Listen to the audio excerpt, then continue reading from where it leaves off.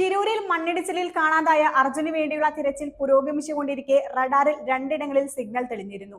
മണ്ണിനടിയിൽ വലിയ ലോഹത്തിന്റെ സാന്നിധ്യം കണ്ടെത്തിയതോടെ അർജുൻ സഞ്ചരിച്ചിരുന്ന വാഹനം മണ്ണിനടിയിൽ ഉണ്ടെന്ന നിഗമനത്തിലായിരുന്നു രക്ഷാപ്രവർത്തകർ. എന്നാൽ രക്ഷാപ്രവർത്തനം തുടർന്നെങ്കിലും സിഗ്നൽ ലഭിച്ച ഭാഗത്തു നിന്നും വാഹനത്തിന്റെ ഒരു അംശം പോലും കണ്ടെത്താൻ കഴിഞ്ഞില്ല. ഇതോടെ വാഹനം പുഴയിലേക്ക് ഒലിച്ചുപോയെന്ന നിഗമനത്തിലാണ് രക്ഷാപ്രവർത്തകർ.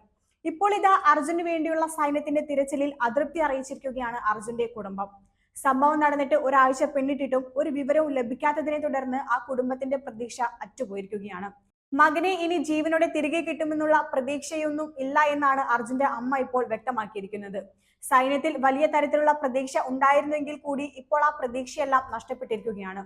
വാഹനം അവിടെ ഇല്ലെന്ന് തെളിയിക്കേണ്ടത് അവരുടെ അഭിമാന പ്രശ്നമായി മാറിയിട്ടുണ്ടോ എന്നും സംശയിക്കുന്നു. അവിടെയുള്ള ഉദ്യോഗസ്ഥരുമായി നേരത്തെ ബന്ധപ്പെട്ടിരുന്നു. അതിന്റെ അടിസ്ഥാനത്തിൽ നമ്പർ നൽകുകയും അവിടെ നടക്കുന്ന പ്രവർത്തനങ്ങൾ കൃത്യമായി അറിയിക്കാമെന്നും പറഞ്ഞു. അവിടെ വിളിച്ച് എല്ലാ സംശയങ്ങളും ചോദിക്കാമെന്നും അവിടെ നടക്കുന്ന പ്രവർത്തനങ്ങളുടെ ഫോട്ടോസും വീഡിയോസും ഉൾപ്പെടെ അയച്ചു തരാമെന്നും പറഞ്ഞിരുന്നു.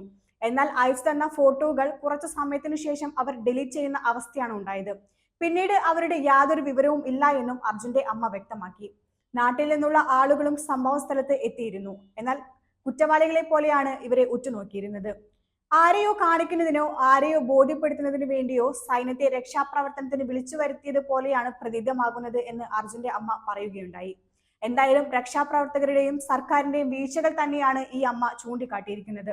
അർജുന്റെ വാഹനം പുഴയിൽ ഉണ്ടെന്ന ധാരണയിൽ പുഴയിൽ പരിശോധന ശക്തമാക്കുകയാണ്. അതേസമയം തിരച്ചിലിൽ ഒരു സ്ത്രീയുടെ മൃതദേഹം കൂടി കണ്ടെത്തിയിരിക്കുകയാണ്. ഗംഗാവലി പുഴയിൽ നിന്നുമാണ് മൃതദേഹം കണ്ടെത്തിയിരിക്കുന്നത്. ഇന്നലെ കരയിൽ ലോറിയിലെന്ന് സ്ഥിരീകരിച്ചതിനൊടുവിൽ തിരച്ചിൽ അവസാനിപ്പിച്ച് സൈന്യം മടങ്ങിയിരുന്നു. ഇന്ന് നദിക്കരയിലെയും മണ്ണു മാറ്റിയാണ് തിരച്ചിൽ ആരംഭിക്കുന്നത്.